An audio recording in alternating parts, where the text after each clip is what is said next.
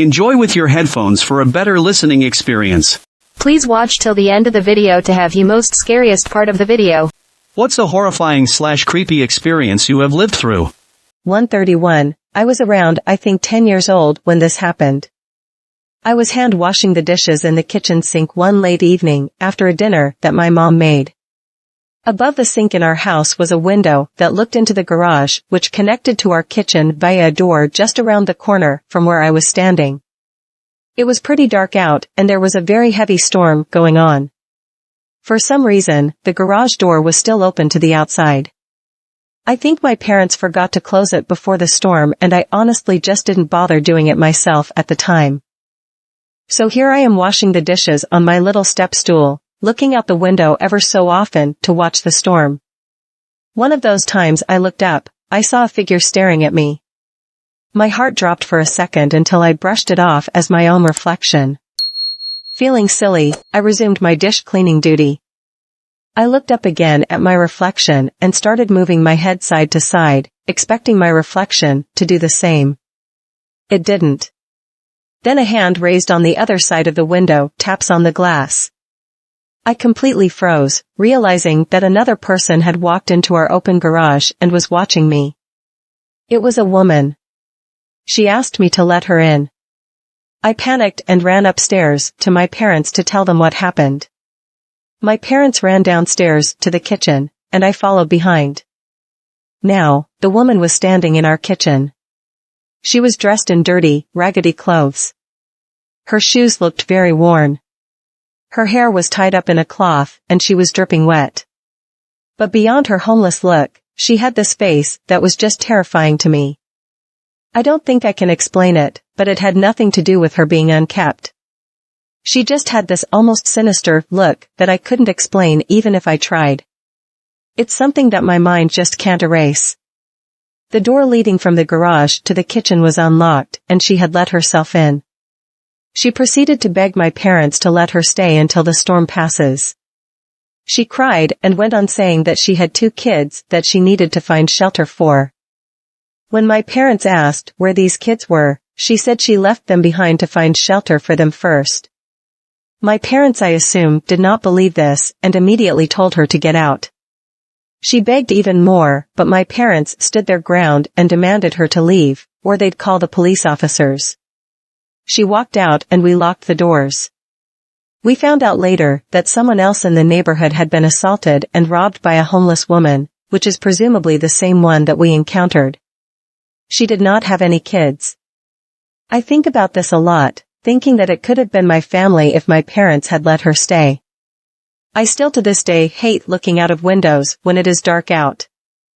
My own reflection in dark windows scares me still because at first glance, it is so easy to confuse your reflection with something different. 132. One day at school in like 7th grade, I was sitting with my friends during a town hall, something that required the whole grade to be in the lunchroom. Bearing this in mind, there were still people who didn't attend these meetings, due to detentions and in-school suspensions. The ISS room was on the 2nd floor, and I knew that my classmate for that period, town halls can interrupt class periods, let's call him N, was in ISS. At some time around 1/4 through the town hall, which was about 1.5 hours long, cut short, I got the distinct feeling that something bad was going to happen, followed by a thud above us, and screaming. We all looked up toward the ceiling, looked at each other, and kept going with the meeting. My friend, let's call him Jay, leaned over to me, and said, "Something tells me this isn't all that's going to happen." And boy, was he right. Soon before the meeting got cut short, we heard and saw somebody screaming running away from N's father, and then, rather belatedly, I realized that it was N running. He had blood down his face, and was clutching one of his arms in pain. Jay turned to me and said, "See, I was right." 133. When I was about 7, me and my sister were playing outside in my nan's front garden. She had a caravan sitting there, so me and my sister would play house and pretend to cook and do dishes and stuff like that. I was in the caravan just faffing about whilst my sister, who was 5 at the time, was out in the garden on her scooter. I heard a metal clink that I recognized as the sound of my nan's gate opening, and my stomach cramped up so bad, because I thought I instinctively knew something wasn't right, and that something bad was about to happen. I heard a man's voice say, "Hey sweetie, you are playing all by yourself?" And I shot out of the caravan, so fast, heart pounding in my chest. I barely looked at the man who was now fully in the garden. I just remember that he was bald. I grabbed my sister's arm and dragged her into the house.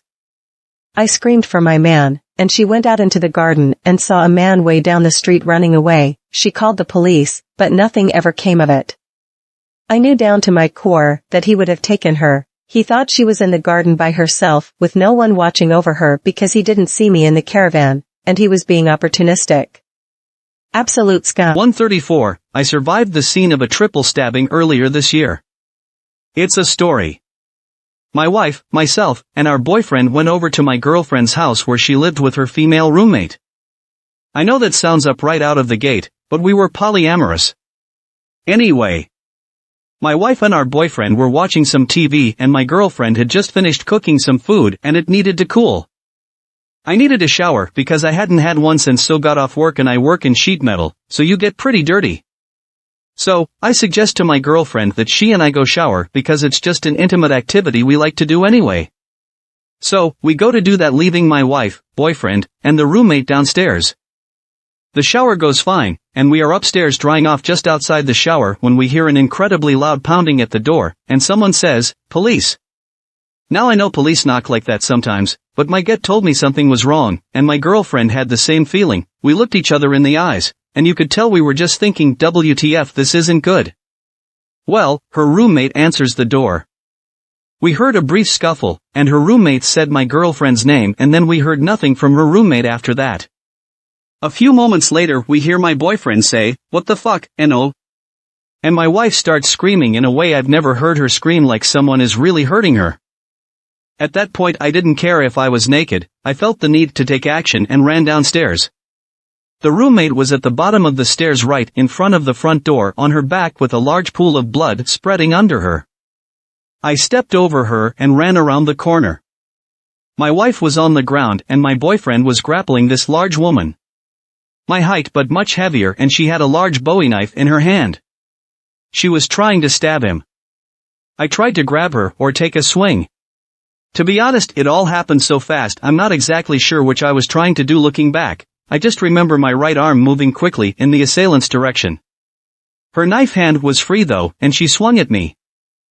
I dodged her attack and knew I would have a tough time getting close without being stabbed and potentially killed, but I get like I needed to something, so I said, "We need a weapon, I'm going to get a weapon." My boyfriend just said, "Hurry." I yelled, "Girlfriend's name, I need a weapon," and ran to get one upstairs instinctively. My girlfriend's room was upstairs, and at my house I kept weapons in my room, so that's where my instincts told me to go. I have survivor's guilt over that. I wish I had run into the kitchen, which was much closer, and grabbed a knife, but I was in instinct mode and was thinking clearly in the moment. I wasn't gone more than 10 to 20 seconds tops and ended up finding a 5 feet long metal paint aisle that was folded up and came rushing back downstairs as soon as I had it in my hands to bash this face in with it. When I came back down, before I was even all the way down the stairs, there were two things I noticed. 1. The roommate large was starting to relax in a way that indicated to me that she would be dead shortly, and two of my boyfriends were in the kitchen on his back now and were asking for help. I also noticed the front door was ajar when it hadn't been earlier. So, I threw down the aisle, slammed my shoulder into the front door and locked it so our assailant couldn't come back in while I was trying to help people. My girlfriend came downstairs with me. She gave her towel to my wife, abdominal muscles out, a tourniquet on her. She wasn't as severely stabbed as my boyfriend, but she was pretty ducked up. My boyfriend had a cut on his neck and wrist, which I noticed immediately and put pressure on with kitchen towels. He had a lot of blood around him. We called 911. Who told us to try CPR on the roommate, but my girlfriend, upon trying this, noticed that she could feel her roommate's spine and there wasn't much holding on her head, and doing chicest compressions only made more blood come out.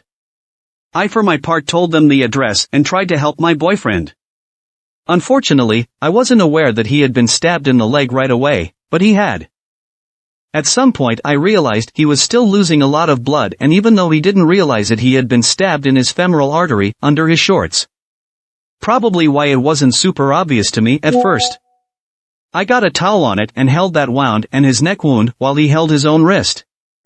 He had lost so much blood that he was quickly turning pale and was having trouble breathing. I think it was because he had lost enough blood to make it difficult for oxygen to travel around. He was also having trouble staying conscious. Shortly after that, the police and ambulance arrived and they took him. He was still alive when they took him, but died of a heart attack at the hospital. He saved my wife. She had some pretty nasty wounds, but survived surgery. I apologize for such vague references to people, but the case has yet to go to trial and I don't want to share some of this information to somehow affect it. They did find that woman though. The motives are pretty bad, but basically it was a revenge plot by an ex to the roommate who basically convinced this woman to do his dirty work, and my wife, boyfriend, and I were just in the wrong place at the wrong time. 135, this was the only violent experience I had in my life, and since it I've been terribly scared of places too crowded. I was going to meet some friends in the city. After getting out of the central subway station, a guy came from my back. He lifted my shirt a little and I think his idea was probably put the knife to my back to announce the robbery, take what he wanted and go away. The problem is that's not how reflexes work.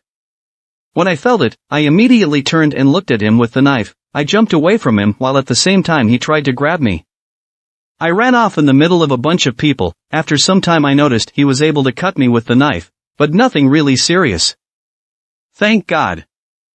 136, when my mom and dad got divorced, my dad had little money. He had to get a house in some place 30 minutes away from my regular home. It was located in a small town, kibbutz, that I didn't know. It was a small and fragile house that had cracks in some walls. The cracks would get bigger after a storm or a rainy night. The house had one front door and several windows with no lock spread across the house, one me and my siblings shared room, one in my dad's bedroom and two in the central area, which is made out of a small kitchen, the living room and a small dinner table. One night when me and my little brother and sister were visiting my dad, I was in primary school, we ate, showered, and went to sleep. The next morning, we all get up and get ready to drive to our school. My dad's house and car keys are missing. It was really weird because he leaves the keys in the locked door, from the inside, to make sure no one with a copy of the key could unlock the door. My dad quickly goes out of the window in our room. I hear him walking, then screaming. His car and our phones were stolen. We had one trash home security camera in our house. We opened the app and looked at the recording. What we saw was terrifying. In black and white, in the middle of the night, we saw the lock start to move slowly, then the handle trying to open, then the living room window slowly sliding. 3 or 4 big men in black clothing and black ski mask enter the house, look around, take things from our house, go near our bedroom door, which has opaque windows, then leave. This happened twice, 1 year apart. 137, well, it's not super creepy, but here it goes. There was a person close to me who had cancer. They were fighting for a few months, but it was too late anyway. They ended up in hospital and were unconscious. Well, sometimes they could speak, but mostly they were sleeping. Anyway, I talked to their partner and asked if they could talk to this person, that I will visit them during one weekend. So, I went to hospital on Saturday, if I remember correctly, and on Monday I had to go back home. I could talk to that person for a few seconds on a weekend when they were conscious, and I really had hoped that they would be okay. I promised that on Tuesday I would call them and talk to that person who was close to me. I really hoped that I would hear their voice for the last time, so I called on Tuesday and their partner said that they were gone. They passed away at night. I was at work and tried not to cry. I'm sorry that this post may be a little bit messy, but every time I think about it, I cry. I think that this person was waiting for me to say goodbye and then they were ready to give up. 138, my mom told me this when I was around 7 to 8 years old. When I was around 2 years old, my parents got a new townhouse in Brandon, Florida. Must have been 2007 or early 2008, because the housing market hadn't crashed yet. Anyway, my parents bought this house. The previous resident was an abusive person. He would literally beat the absolute thing out of his girlfriend. My mom said that they had to repaint the walls because there was blood everywhere. That's how bad it was. So, this man got evicted. He was doing really well in life because there were tons of legal documents and papers with big numbers on them. Turns out this guy was doing some sort of fraud. Man gets evicted, parents move in, we're good, right? Nope, man left this really nice, probably painted, gold mirror in the house. He didn't take it with him because he got thrown out, so it belongs to my parents. Well, this man wanted his mirror back, so he tried opening the sliding glass door in the back of the house. My mom wakes up because she's got that brand new mom sleep schedule. She wakes my dad up and he goes downstairs and turns on the hallway lights. This person, who I forgot to mention in ducking trash, trips over the stuff in the backyard and runs off. My dad calls the police officers. My mom is waiting in my room to make sure I'm safe. Well, almost all of the first responders see him running from my house. Cop pulls over and asks what he's doing at this time of night. Man says he just broke into his old house. After police officers arrive at the house, a couple minutes later the police officer that caught this man pulls in and says he caught him. My mom is a gangster, and she grew up in a neighborhood full of crack/meth/potheads always trying to break into her house. My mom tries to go to the man that tries breaking in and tries to beat the duck out of him. You have to remember this man tries breaking into a house where the residents are new parents, so my mom wouldn't tolerate her child being in danger. The police officers have to physically restrain my mom in order to calm her down.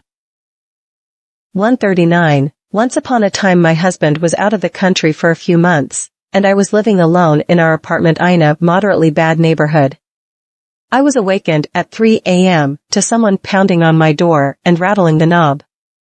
It seemed to go on forever. I had a cell phone, but my terrified brain thought they couldn't get there in time to save me. Eventually it stopped. I got the courage to look through the peephole. I had left the lights off and avoided making any noise, thinking that if they believed no one was home they would leave me alone. No one was at the door. I went back to bed and eventually, incredibly, I had begun to doze off when the pounding suddenly restarted. I totally believed that I wouldn't live to morning. Eventually, though, it stopped. I fell back asleep. In the morning I opened the door. I don't know what I expected to see, but what I found was that I'd left my keys dangling in the lock on the outside of the door. I had never spoken to the neighbor across the landing, but I knew he was a heavy drinker. I figured he came home late, very drunk, and didn't consider how he was terrifying me at 3 a.m. So, it turned out that the only danger I was caused by my own stupidity. 140, not nearly as creepy or bad as some of the other comments, but I'm very sure I was one of the last people to see a guy in my grade alive before he committed suicide. Senior year of high school was rough. 3 people died within 2 months, 1 a postgraduate, 2 seniors in my grade. I'd had AP World History class, the last class of the day with Elliot, and although we never talked all too much I knew him because he lived in my neighborhood, and I'd often see him walking to or from school on the same pathway I took. Well, one particular day it was raining and I knew I was running late for school because I was hauling ass to get there, and strangely I saw Elliot leaving school as I was walking up the stairs to get onto its campus, and he wasn't wearing a jacket or anything and didn't even look like he'd had a backpack with him at all, which I thought to myself was also weird. We never talked a whole lot, so I didn't think to say or ask him anything, which I still regret to this day. I'm not sure if it would have made a difference in his decision, but I really like to think that it would have. He never showed up for class, and by the early evening I was seeing all these RIP posts about him. It still shakes me up to this day. 141. In elementary school, I used to walk home for lunch. In 2nd grade, I was walking back to school and an orange Pinto with black interior seats, I can still see it now, pulled. He was a handsome man and asked me if I would help him find his puppy. Now little did he know I had a mother that was a social worker and had told us many times that this was improper. So, I said, sure, let me go in and ask my mom. I randomly walked up to a house and luckily the door was unlocked. A lady was at the kitchen sink washing dishes. She was like, WTF, who are you? I told her what was up. She ran outside with her bright yellow dish washing gloves still on. He was long gone, still gives me the heebie-jeebies when I think what could have happened. 142. I've had one very creepy experience I posted about before, so this is just copy and paste. I don't really believe in the paranormal. But I had this one thing happen that I have zero explanation for. I've also told this story on Reddit before. I was a teenager, studying for major secondary school exams. So, one weekend, my parents, brother, and grandparents went to a function, and I was home alone. For reference, because of the country I live in, our house has steel grills in front of every door and window, like a prison. My room is at the front of the house. It's something like 9:30 or 10 p.m. I head to the kitchen, which is at the opposite end of the house. It also houses the stairs to the second floor, which is where my parents' and brother's rooms are. As I'm getting something from the fridge, I hear my mom yell my name, so I say coming and start up the steps. 2 steps up, I remember that makes no sense, because I'm home alone. I call out to whatever, and I hear my name again. Fuck, that's so hard. I don't generally run, but I sprinted back to my room, and locked the door. After a couple minutes, when I think I've lost my mind and was hearing things, I decided to head back to the kitchen. As I get to my door and unlock it, as if on cue, I hear footsteps in the passageway. Again, relock the door, grab something from my desk to defend myself and hide under my bed. Footsteps stop at my door. Waited for nearly half an hour under the bed until my parents called to say they were almost home. Went to open up the place so they could get in, and nothing was unlocked or broken, so it wasn't a person. It's roughly 12 or so years later, and I still have no clue what went on that night. 143. I have had 2 creepy/unexplained things happen to me in my lifetime. The first is when I was 8 years old, my bedroom was downstairs. I was sleeping, my door was closed, and that's when I started to hear it, a slow and at first soft scratching at my door. At first I thought it's just my 4-year-old sister messing with me, but then realized the scratching is coming from near the top of my door, way too high for her to reach. The scratching increased in volume, but still maintained its slow methodical rhythm. I wanted to go out my bedroom window, as there was a downstairs door with a few windows I may be able to peek through, but I couldn't bring myself to move, and I wasn't opening my bedroom door. I thought it may be my parents, but I would have heard them come down the stairs as it made an awful creaking as you came down the steps. That, and who would do that to an 8-year-old boy? This scratching continued for at least 2 hours with me in my bed, trying to rationalize what was happening. It eventually stopped and I went to sleep. I confronted my sister about it, and she started crying because now she thought her room was. The second weird/unexplained thing that happened to me was about a year later. My mother and I were making a trip to my grandma's house about an hour away. We were cruising down 49 highways, just a small 2-lane road cutting through the hills and fields of southeast Missouri. We came through a wooded patch of the road which opened to a field. There was a clearing on either side of the road about 300 feet or so to the tree line for about 2 miles stretch of road. To our left, hanging in the air, about 60 to 70 above the field, was a small circular, saucer-like craft. Silver and sleek, it just hung there like it was waiting on us, because as soon as I saw it, it started keeping pace. I pointed it out to my mother, and she was just as dumbfounded as I was trying to make sense of what she was seeing. In her new Pontiac, she floored it getting up to speeds of 80 or 90 miles per hour and was honestly pretty scared. It followed us until we went up a hill and into the next tree line, which at that point the craft sped up from our speed to jet speeds, easily a few hundred mph, and went over us from the left to right. It went over the tree line and out of sight. This was 1999, before drones or anything of the sort was commonplace, and I've still been curious about what it was I saw that day. 144. I've been followed home by a road ranger. A man I accidentally on purpose cut off. I was ahead of him and was changing lanes, using my blinker and all. When I was halfway in the lane, he laid on the horn and sped up to not let me merge. Well, I was already there, so I just finished merging. This infuriated him. I gave him the little "I'm sorry" wave and he gave me the finger. He was giving me double birds and just raging out. I ignored him and kept driving. Didn't really think he was following me since it was a 2-lane road, one north, one south, so it's not like he could be anywhere else, but behind me. I turned into my neighborhood, and he turned behind me. My neighborhood had no outlet. I didn't recognize the car, and I knew most of the cars since my house was towards the entrance. I slowed down and he slowed down. So, I thought to myself, okay, it's game time. I took off my seatbelt and took out my gun. I drove past my house and got off with my gun in hand pointed at the ground. I just gave a look that said, "Can I help you?" It took him a second to see what was in my hand, but once he did, he put the car in reverse and was burning tires to get away. It looked like something out of a movie. I guess he didn't want to play anymore. Thanks for watching. Please comment, like, share and subscribe. The Internet Surfer on YouTube for more horror and scary stories.